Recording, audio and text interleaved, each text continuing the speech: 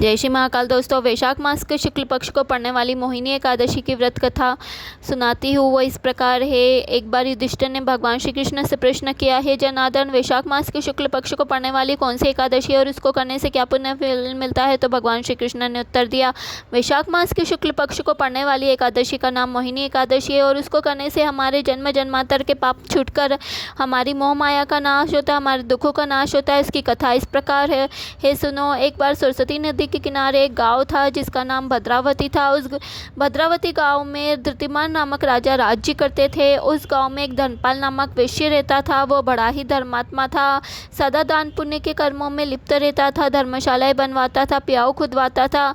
उसके 5 पुत्र थे, सुमन, प्रतिमान, मेधावी, सुकृति और दृष्टबुद्धि। दृष्टबुद्धि जो 5वां पुत्र था वो अपने नाम के अनुसार ही बड़ा दृष्टबुद्धि था, बड़ा दुष्ट था, पाप कर्मों में लिप्त रहता था।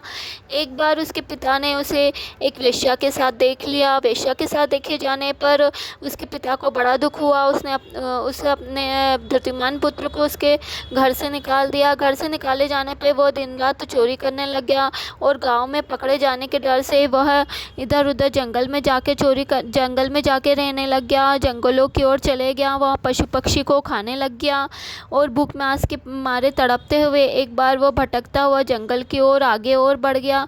जंगल में जाते जाते उसे एक कुंडीर मुनि का आश्रम दिखा। आश्रम में मुनि नहीं थे, वो गंगा स्नान करने गए हुए थे।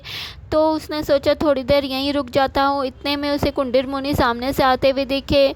मुनि के गंगा स्नान के वस्त्र का छींटा उस दुष्ट बुद्धि के शरीर पर पड़ा, जिससे उसकी सारी बुद्धि, सारे पाप नष्ट हो गए। उसकी बुद्धि निर्मल हो गई और वह मुनि से हाथ जोड़ के मुनि के सामने खड़ा हो गया और पूछने लगा, है मुनिवर, मैंने जीवन बहुत पाप किए हैं, पशु पक्षियों को मारा है, चोरी की है।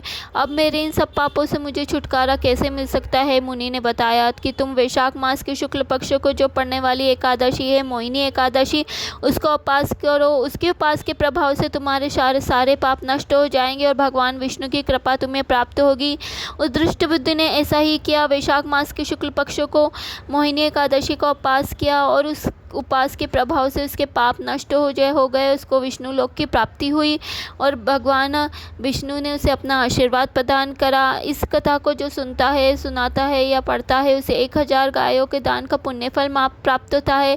यह बड़ी ही पुण्यशाली एकादशी है। इसको करने से हमारे सौभाग्य की वृद्धि होती है तथा पापों का नाश होता है और भगवान विष्णु की कृपा प्राप्त होती है। जय श्री कृष्ण दोस्तों।